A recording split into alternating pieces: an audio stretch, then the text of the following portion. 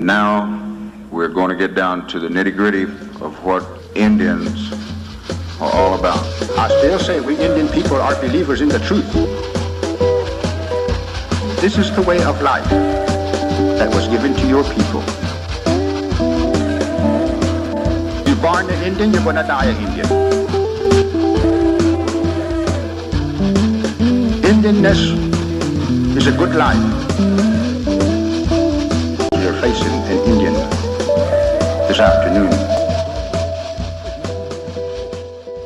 Good Saturday afternoon out there, everyone, and welcome to your number one source for Native American television news, Native News Today. I am your host, Jason Salzman, here in the Mvskoke Media Newsroom as we are excited to bring you another episode of Native News Today. And as we get further into the fall season, more stories seem to kind of pop up around here. It's always been that way at Mvskoke Creek Nation and really Indian country in general. As we spoke a little bit about last week, there's so many different months that happen, awareness months, things like that in the fall season. You know, you have October with the breast cancer awareness, and then of course Native American Heritage Month here in the month of November. A lot of things happening in and around the complex.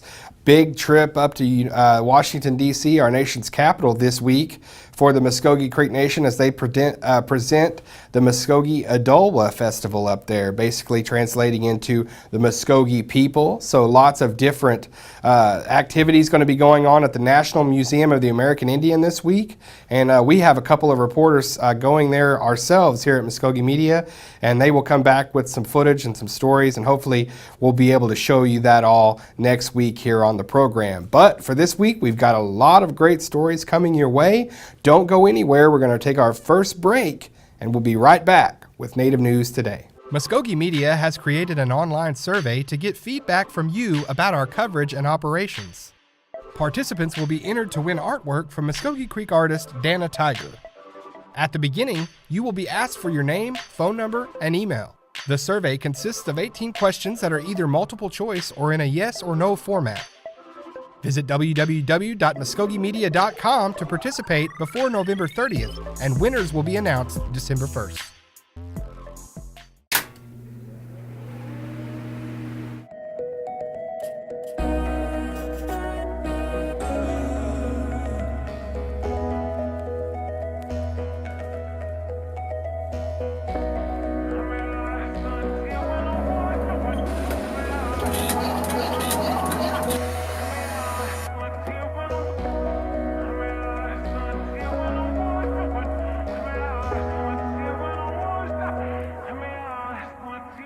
And welcome back to the program. Jason Salzman here on Native News Today as we get started with this week's features. And this week takes us to a very big event in the life of Mr. Pete Koser Jr. Pete is the manager of the higher ed department here at the Mvskoke Creek Nation, but this weekend he is a marathoner, and he will be tackling his very first marathon tomorrow in Tulsa. If you want to go out and check it out and go see Pete run, he is running in the Route 66. Is it route or route, Jared? I always get that mixed up. Route 66 marathon there through downtown Tulsa and around the Tulsa area. So it's his first one, and it was a journey that took him from a place of uncertainty in his life where he knew he needed to go one direction or another with his health, and this was a mission that he started not only for himself but for higher education as well. I shot and edited that this week. I loved being a part of it, and we want to show it to you now.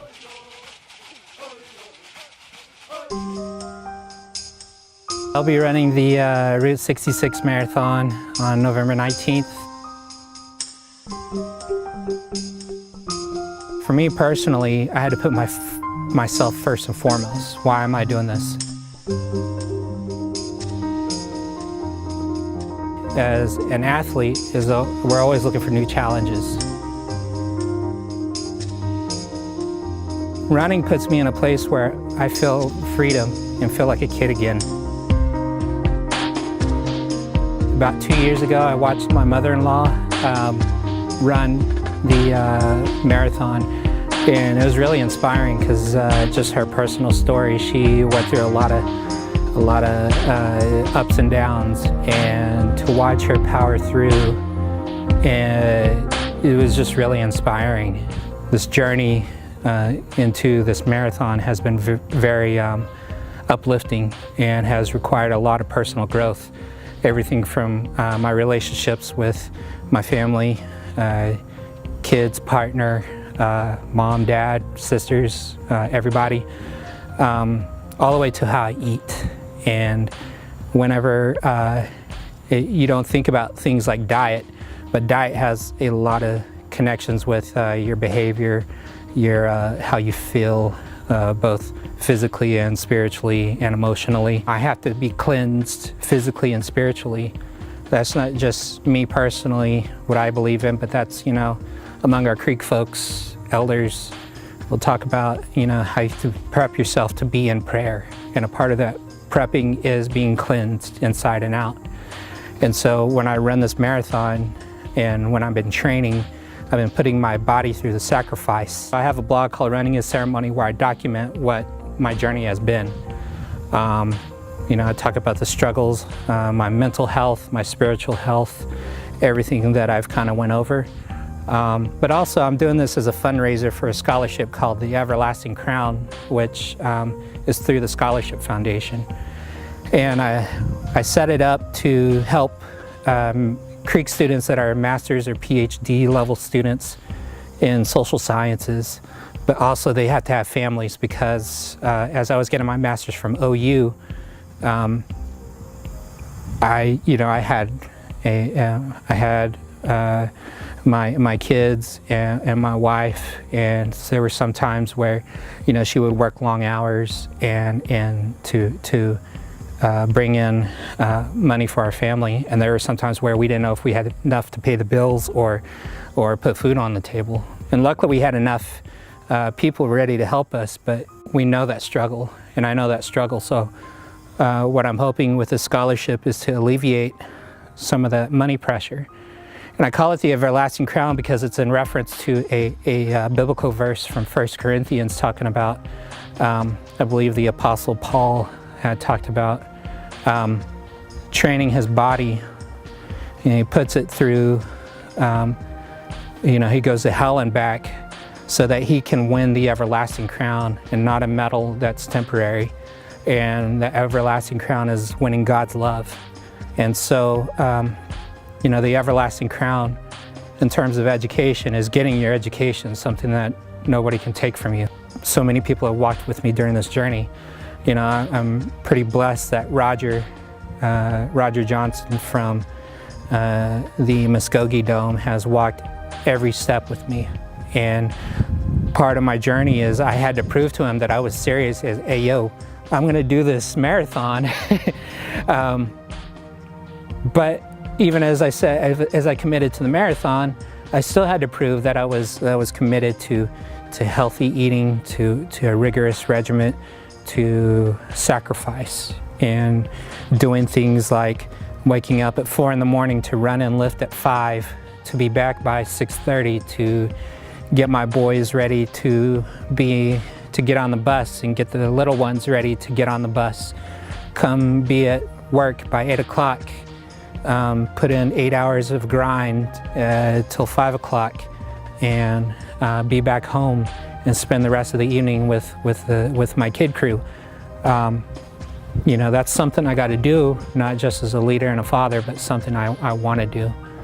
And when Roger saw that I was really invested, all aspects of my life, he met me halfway, and I'm thankful for his commitment to walk with me. When I run on November 19th, it's in prayer, it's in good thought, but it's also 10% of what my journey has been for the past year. Starting off my weight at 238, and I'm pretty sure I'm under 200 pounds now. It's something that I needed to do for me to continue to be the leader of my family, to be a model for my kids, to be a leader for the staff I lead, the people I lead, to be among the Creek Nation, to take my place among the community. I have to continuously improve. You sweat, you go through pain, and you go through sacrifice to be better. And that's what you do with running. That's what you living a healthy lifestyle. And don't get me wrong, I'm like the average person when it comes to this stuff. I just decided to do something new and have fun with it.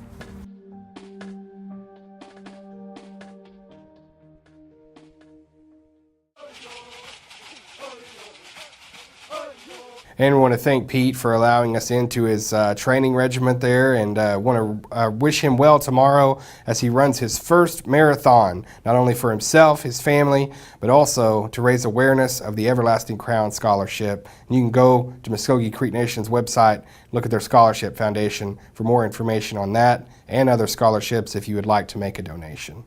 Moving right along, you know, a couple months ago, we were all affected incredibly by the tragedy in Las Vegas with the mass shooting. And I hate to say it, but since then we've had more instances of active shooters, gun violence in different areas. San Antonio, there was just one this past week again. So naturally here at Mvskoke Creek Nation, what we wanted to do was, in light of these tragic events, see how prepared we are at Mvskoke Creek Nation for, heaven forbid, it happens here. So we talked with Light Horse about what we do in these instances. You know, in light of the tragedy in Las Vegas, what we need to do is get everything in place. We need to, you know, look at our resources, look at, you know, what our abilities are, you know, our response, and just be prepared for an incident. You know, Lord forbid it happens in our area, but we want to be able to respond and be able to handle the situation the best that we can and as quickly as we can. The threat is there at any given time. You know, whether it's here on the complex or if it's in any of our casinos or our medical facilities. I think our main focus is everybody being on the same page. Training comes along with that. Probably 80% of our officers have been trained in active shooter scenarios. That situation is going to be bad any way you look at it, but there's going to be other departments there, so we're working to train with other agencies to, you know, get familiar with what we're doing with them. And when we respond to those type of situations, we already kind of have a plan of action that's set in place. You know, big thing is that everybody just has to you know, be aware. You know, I mean, you just never know. I mean, it could be just some common citizen that would walk in the door and you know, start doing something like this. I mean, you just never know. I think there are security measures that can be put in place that can be something that can be a big deterrent, you know, for this. Metal detectors are one thing, you know, identifying subjects that are suspicious in nature, and anything that they may be carrying with them, bags, backpacks, you know, things like that, you know, just kind of, you know, being on top of it and knowing what's in those and checking them. And I mean, there's a number of things that we could go on about to better protect our facilities and better prepare ourselves to respond in something like this. As a law enforcement officer, you better have that in the back of your mind every day you put your uniform on. You never know what situation you're going to run into. To have, you know, being on guard all the time, I mean, this day and age, you better have your head on a swivel anyway. But, you know, having the training that we are able to get, you know, allows us to be prepared for stuff like that. And, you know, getting our tactical TAC team back in order and stuff like that. Our primary goal is to reach out to smaller agencies that can help assist us, but also, you know, they get the training that some of the smaller communities around and stuff can work with us together to get good training to be prepared for a situation like this and be able to act. It's better to be safe than sorry, as I see it. We encourage our patrons, our employees, that if they see something that just seems out of place or something that don't look right, yeah, by all means, you either give us a call, or if you're in the casinos or wherever you're at, let somebody know, so that we can get the word, we can get response out there, and we can handle this before anything really goes bad. There's a lot of things we do here at the Mvskoke Creek Nation, Mvskoke Media, a lot of things that we cover involving some of the advocacy work done at our different departments.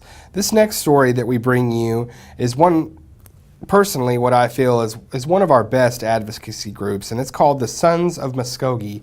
It's a group of men that have decided that they are going to be mentors, they're going to be father figures, whatever big brothers, whatever it needs to be in the life of our Mvskoke young men, to teach them how to be responsible men, how to be leaders of their families when they grow older, how to be responsible adults and do things that makes this nation proud and also enhances their life. And they got together recently for a men's summit. This is something that the Mvskoke Creek Nation has very much been behind as they do more and more activities like this.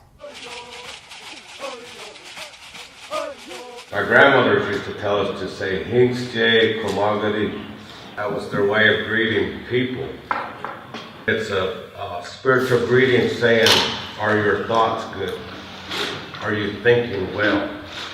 This is the second annual Men's Summit, and we're just bringing men together, and we're talking about some of the issues of positive masculinity. Of course, we're talking about strengthening each other, through problem solving and life skills, and just promoting, just trying to be there for each other, really.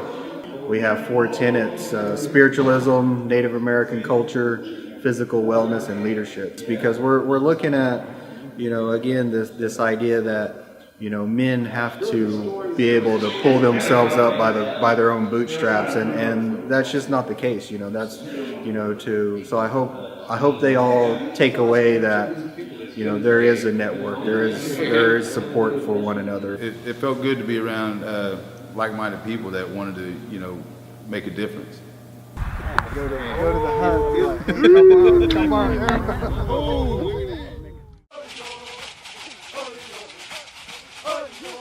And we want to thank everybody there with the Sons of Mvskoke. Those guys do a wonderful job. There's so many different activities that they have throughout the year, the summit being one. They even have ceremonial things that they take part in as well. So it's a very neat thing and something very worthwhile. A lot of good men heading up that initiative there, and we definitely are a jump at the opportunity to highlight it whenever we get a chance.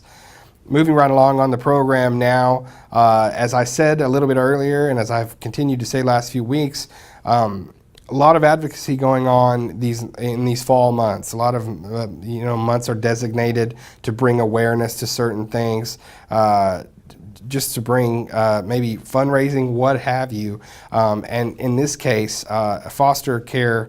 An Adoption Awareness Month is something that we want more and more people to foster and take in our Creek children in need. And we talked with the foster care and adoption program here at Mvskoke Creek Nation.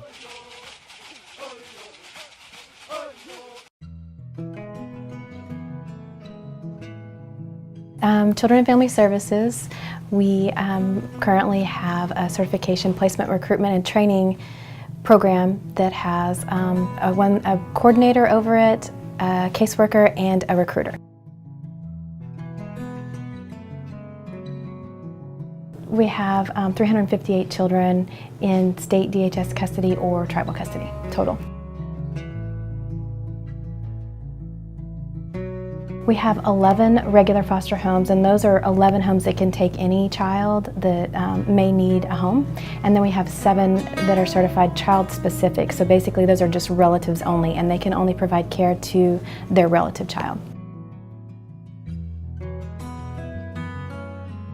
I'm not certain. I can tell you that I have some assumptions. You know, it's always a challenge whenever there's a new child that's come into your home, and some of the children that we have come with some special needs.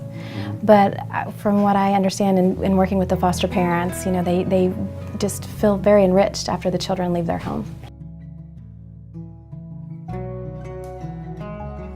Our first goal is to get any child that's in custody, whether they're in Oklahoma Department of Human Services custody or tribal custody, is with a relative.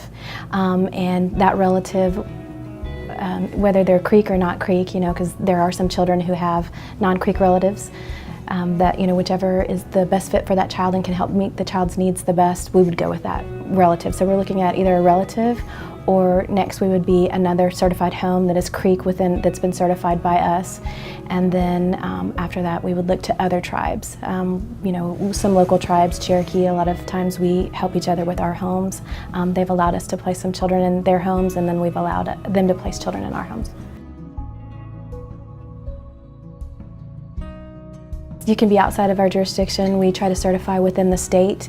In the past, we've certified some homes out of state, but they've been so busy lately, we haven't had the availability to do that. Well, in order to become a certified home for us, you have to pass background checks. There are criminal background checks, also child welfare history checks. They have to come out and do a home assessment. You have to provide personal references. You have to be clear of child welfare history. There are some automatic denials, and those are basically felonies that are crimes against children. There is a process where they come into your home and just learn everything they can about you, and they write a home study about you, and it's basically a story, you know, where you're from, who your family is, you know, some of the people that you interact with on a daily basis, and of course anybody that is coming into the home or spends a significant amount of time in the home, then they will be asked to complete a background check as well. Sometimes people get tired of seeing our faces. The caseworkers, depending on whether or not the child is in DHS custody or in tribal custody, will go out to see the children a certain amount of times a month or a year. And then of course we've got the foster care certification people, the workers that go in and meet with them often. The number here at CFSA is 918-732-7869, or we have an email address, and it is mcnfamily411@mcn-nsn.gov.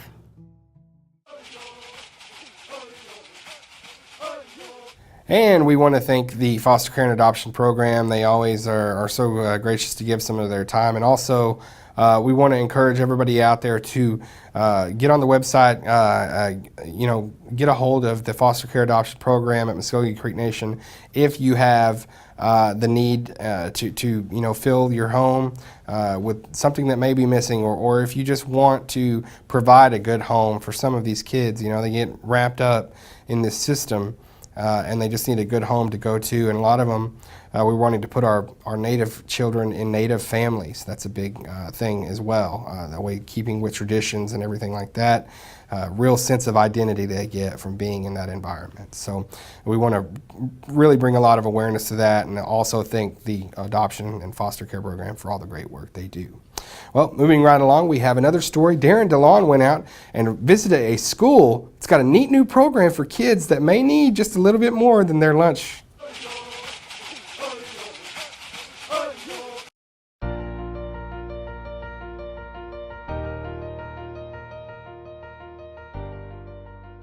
Well, a neighboring school that I know of is doing the third meal, and so that's where I heard about it.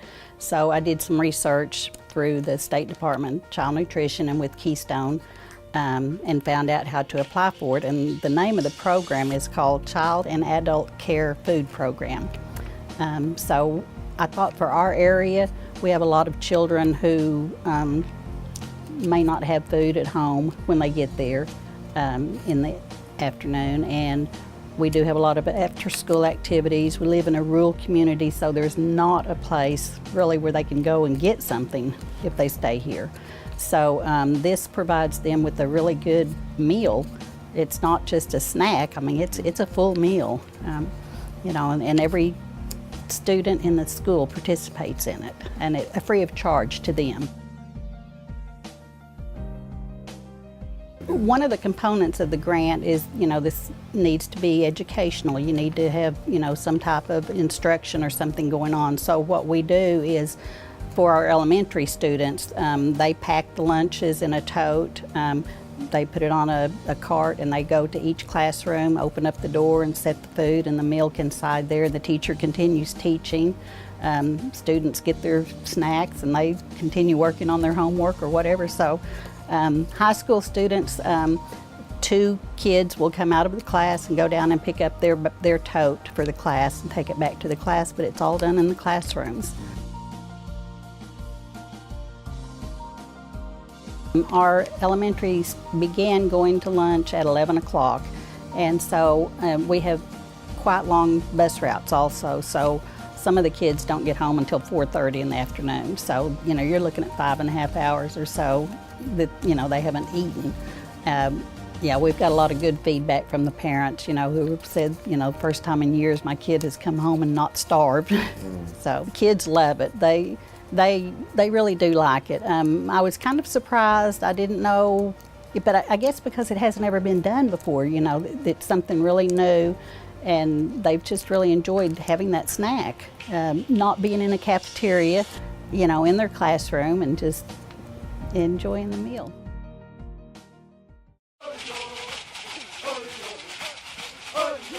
Well, that'll put a bow on our latest episode of Native News Today here. We want to thank everybody out there for joining us.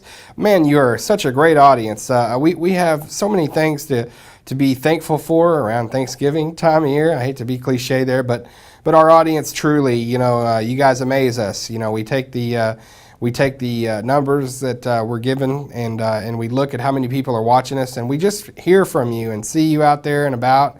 And you tell us that you love seeing the show. Man, that's why we do it every week. You know, if we were just, if we didn't think anybody was watching, I don't know if we could, you know, have the strength and muster up the courage to do this every single week. So we're so glad to be able to come through your TV screens, but also, you know, don't want to forget about our out of viewing area people that watch us as well on our online channel. You can go to YouTube and search Mvskoke Media or Native News Today. And it's going to take you to our online channel, and when you get there, hit the red button and subscribe, and you'll get all of our content as we upload it. So on demand, right there in the palm of your hands, or, you know, on your tablet or whatever you're using, your laptop, whatever, you can get all the content that Mvskoke Media is producing as we produce it. It's a wonderful asset for our folks that are maybe out of the area or are out of the boundaries as well. So we want to connect with you there. We want to connect with you on all of our social media sites. Remember, go check us out on Facebook, Twitter, Snapchat, Instagram. We're all over the place out there. Mvskoke Media search will get you right to our pages. For Jared Moore and all of us here at Native News Today, I'm Jason Salzman. We'll see you next time.